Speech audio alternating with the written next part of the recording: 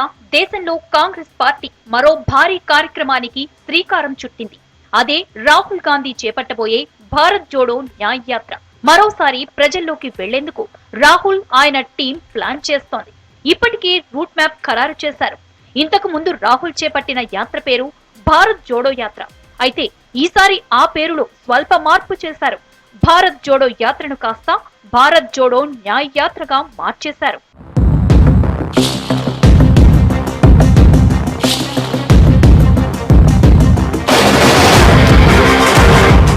కాంగ్రెస్ పార్టీకి భారత్ జోడో న్యాయ్ యాత్ర చాలా ప్రతిష్టాత్మకంగా మారింది.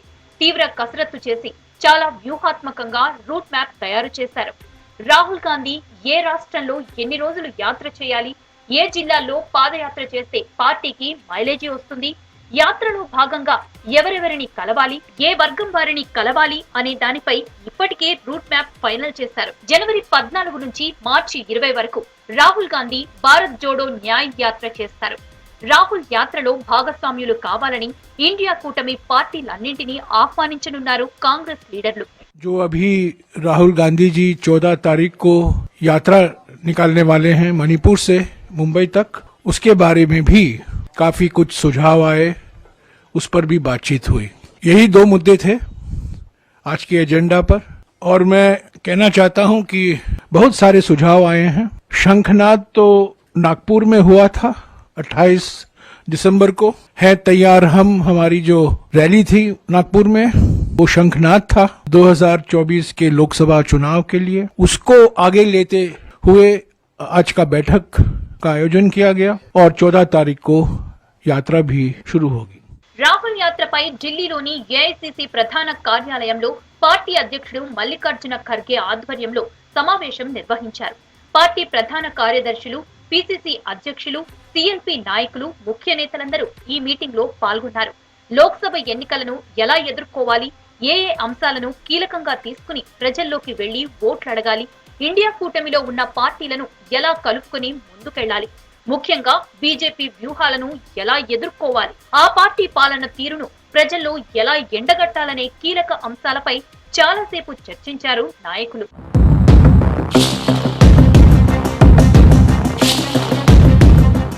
రాహుల్ యాత్రను అత్యంత ఛాలెంజింగ్ గా తీసుకుంది కాంగ్రెస్ పార్టీ.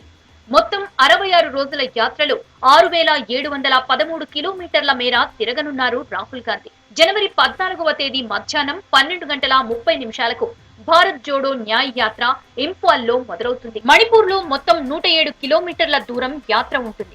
ఆ తర్వాత నాగాలాండ్, అస్సాం, అరుణాచల్ ప్రదేశ్, మేఘాలయ, పశ్చిమ బెంగాల్, బీహార్, జార్ఖండ్, ఒడిశా, ఛత్తీస్గఢ్, ఉత్తరప్రదేశ్, మధ్యప్రదేశ్, రాజస్థాన్, గుజరాత్, మహారాష్ట్ర వరకు యాత్ర సాగనుంది. మొత్తం 15 రాష్ట్రాల గుండా ఈ యాత్ర సుమారు 6713 కిలోమీటర్ల దూరం కొనసాగుతుంది. మొత్తం 110 జిల్లాల్లో 100 లోక్సభ, 337 అసెంబ్లీ స్థానాల్లో ఈ యాత్ర కొనసాగనుంది. All India Congress Committee has decided to hold a Bharat Nyaya Yatra from January 14 to March 20th from Manipur to Mumbai. From Manipur to Mumbai. We had done a Rahul Gandhi led a yatra from Kanyakumari to Kashmir, traveling 4,500 kilometers. That was a historic yatra in Indian political history.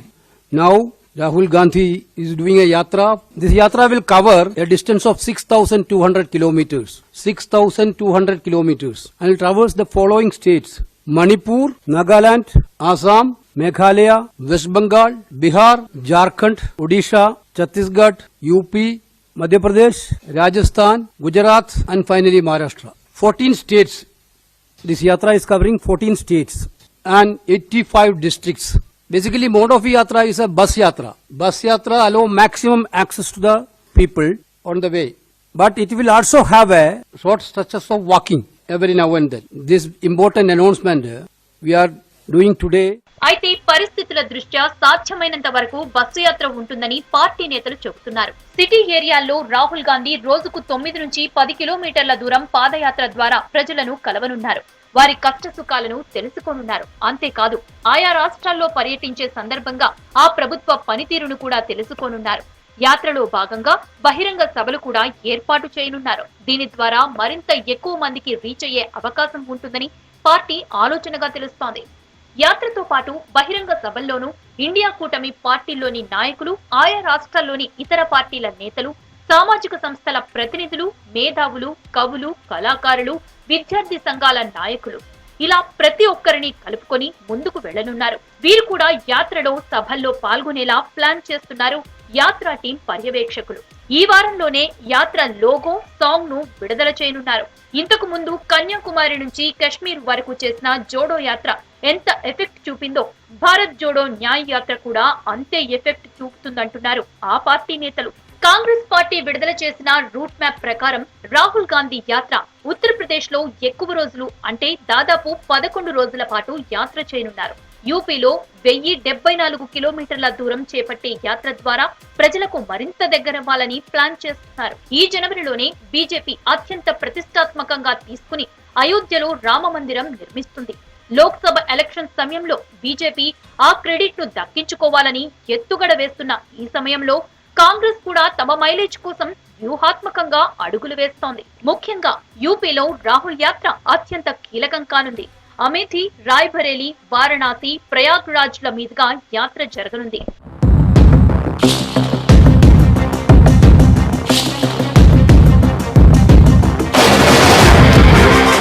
Manipur లో 107 కిలోమీటర్ల ప్రయాణంలో రాహుల్ 4 జిల్లాలు cover చేస్తారు. నాగాలాండ్ లో 5 జిల్లాల గుండా 2 రోజుల పాటు 257 కిలోమీటర్లు, అస్సాంలో 8 రోజుల పాటు సాగే 833 కిలోమీటర్ల ప్రయాణంలో 17 జిల్లాల్లో యాత్ర సాగుతుంది. అరుణాచల్ ప్రదేశ్ రాష్ట్రంలో ఒకరోజు ప్రయాణంలో 55 కిలోమీటర్ల ద్వారా ఒక జిల్లాను కవర్ చేస్తారు. మేఘాలయలో 5 కిలోమీటర్ల ప్రయాణం ద్వారా ఒక జిల్లా గుండా వెళ్తారు. పశ్చిమ బెంగాల్లో 5 రోజుల యాత్రలో భాగంగా 7 జిల్లాల్లో పర్యటించి 523 కిలోమీటర్లు ప్రయాణం చేయనున్నారు. బీహార్లో 4 రోజుల్లో 425 కిలోమీటర్ల సుదీర్ఘ యాత్రను చేపట్టి 7 జిల్లాలను చుట్టేస్తారు. ఇక జార్ఖండ్ రాష్ట్రంలో 8 రోజుల్లో 804 కిలోమీటర్ల ప్రయాణంలో 13 జిల్లాల్లో పర్యటిస్తారు. ఒరిస్సాలో 4 రోజుల పర్యటనలో 341 కిలోమీటర్ల యాత్ర ద్వారా 4 జిల్లాలను కవర్ చేయనున్నారు. ఛత్తీస్గఢ్ లో 5 రోజుల పాటు 7 జిల్లాల గుండా 536 కిలోమీటర్ల ప్రయాణం సాగుతుంది. ఉత్తరప్రదేశ్ లో 11 రోజుల పర్యటనలో 1074 కిలోమీటర్లు ప్రయాణించి 20 జిల్లాల గుండా వెళతారు.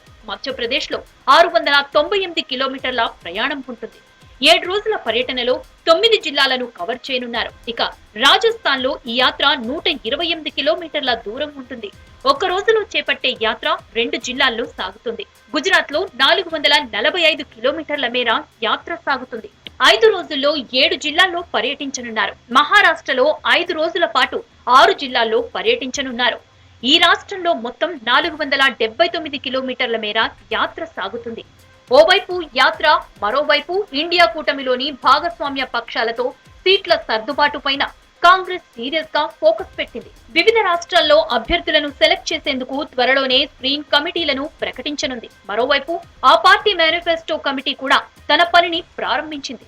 బీజేపీ ప్రభుత్వం గత 10 ఏళ్ల వైఫల్యాలను కప్పిపుచ్చుకోవడానికి ఉద్వేగపూరిత అంశాలను తెరపైకి తెస్తోందని కాంగ్రెస్ అధ్యక్షుడు మల్లికార్జున ఖర్గే ఆరోపణ. పార్టీ శ్రేణులంతా ఐక్యంగా ఉండి 2024 లోక్సభ ఎన్నికల్లో కాంగ్రెస్ విజయం కోసం పనిచేయాలని పిలుపునిస్తున్నారు. భారత్ జోడో న్యాయ్ యాత్ర సామాజిక న్యాయ సమస్యలను వెలికి తీస్తుందని ఖర్గే చెబుతున్నారు.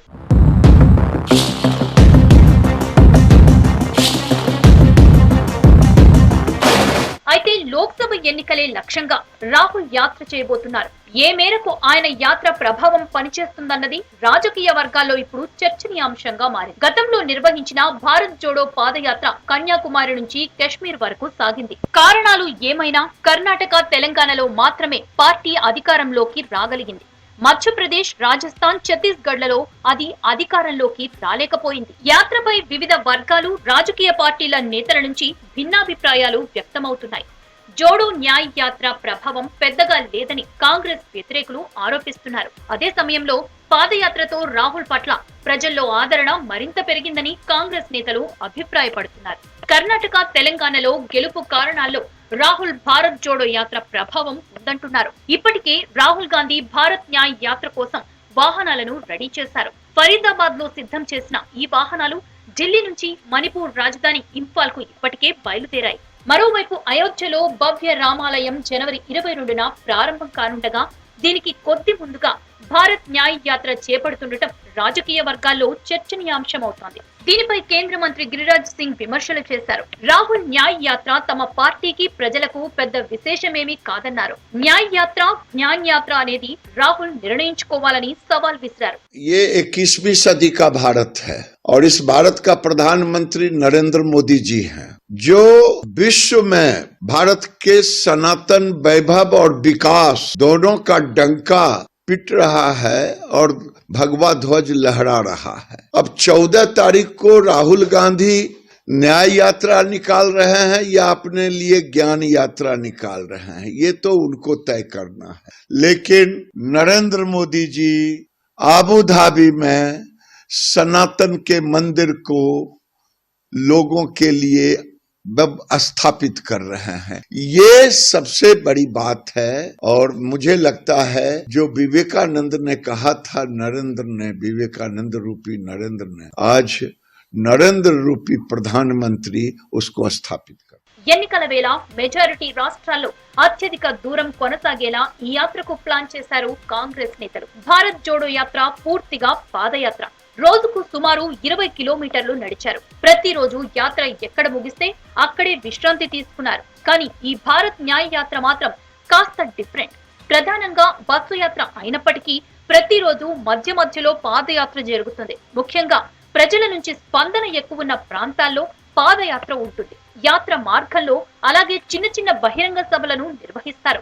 వివిధ వర్గాల ప్రజలతో రాహుల్ గాంధీ మమేకమవుతారు.